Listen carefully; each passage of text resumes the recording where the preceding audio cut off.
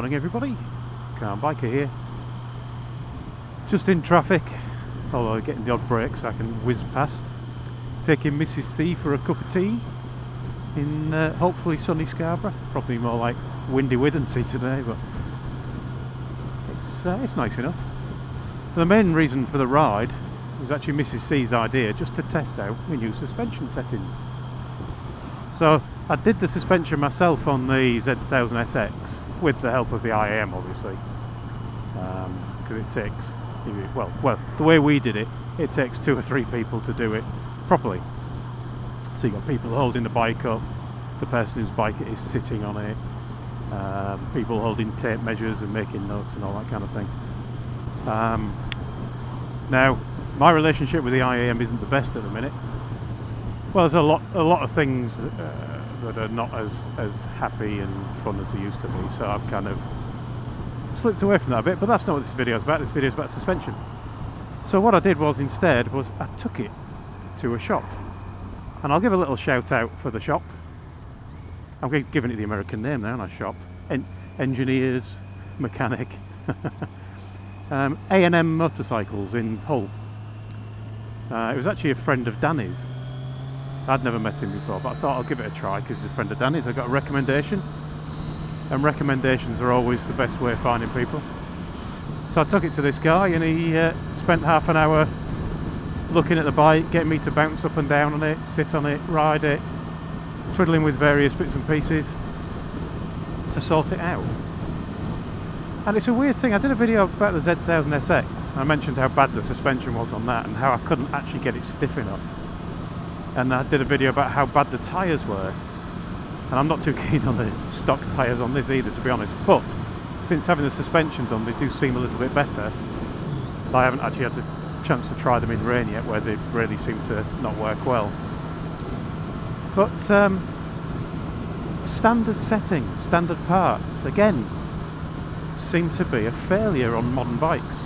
I don't know if they were on all bikes, I never rode them, but certainly the way things are at the minute. And I wonder if it's about time that actually there was something done about dealers setting bikes up for you. I think there should be a dealer out there that's offering that as standard, because it makes such a massive difference. So Mrs. C didn't like this bike at all, really. She just said it's far too harsh, bounces her around like mad. She doesn't stick to the seat, she just slides around because it's bouncing her so hard. Oops. Going for the imaginary 7th gear there because I've got my earplugs in, I can't really hear the engine enough.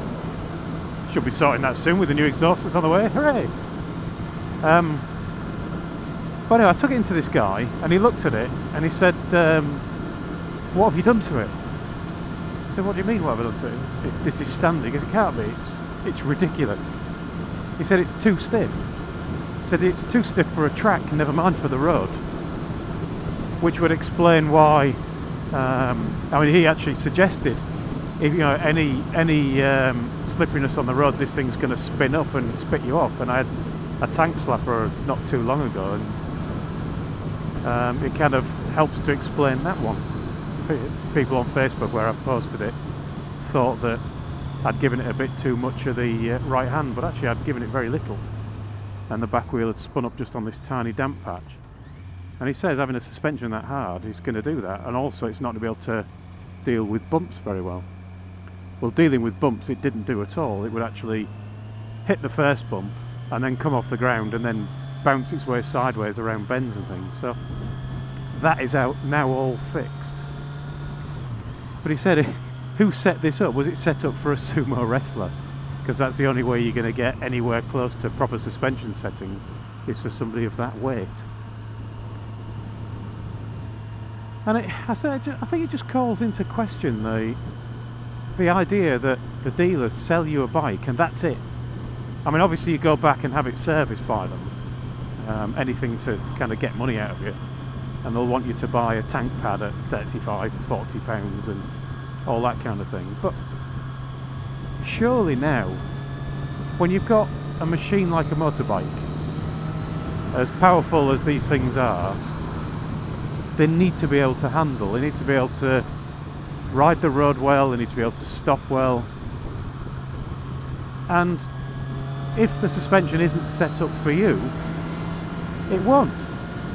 Now you might get away with it, the stock suspension settings might be okay. But if you've never had your suspension set up by somebody professionally, I really urge you to do it, because you can't believe afterwards the difference it makes. You know, this is now a completely different bike. We've softened it right up. It's still a stiff bike, let's be clear about that. This is not by any means a tourer or an adventure bike. This is a stiff machine. It is, after all, essentially a sports bike with the fairings taken off. But it now can deal with bumpy roads. I mean, this road is bumpy. I'll try and find some video, probably won't be able to, but try and find some video of the same piece of road before I had the suspension done, and you'll be able to see my head bouncing around just because the bike was dealing with the bumps so badly. And I'm sure there's still a bit of bounce in there, but now it's completely different. Now this guy should have a rag on the back of them planks of wood, methinks. So yeah, thank you very much to A&M. Thank you very much to Danny G 1980 for recommending them. They've done a cracking job. And very reasonable they were too. As I say, if you haven't had yours done, really recommend it. If you're in this area, A&M seemed to be a good place to go to. It was Steve that did it for me, and it was one of them people he knew what he was talking about as soon as he started talking. So thanks Steve, thanks Danny, thanks A&M, thank you all for watching. Ride safe, and I shall talk to you all again soon.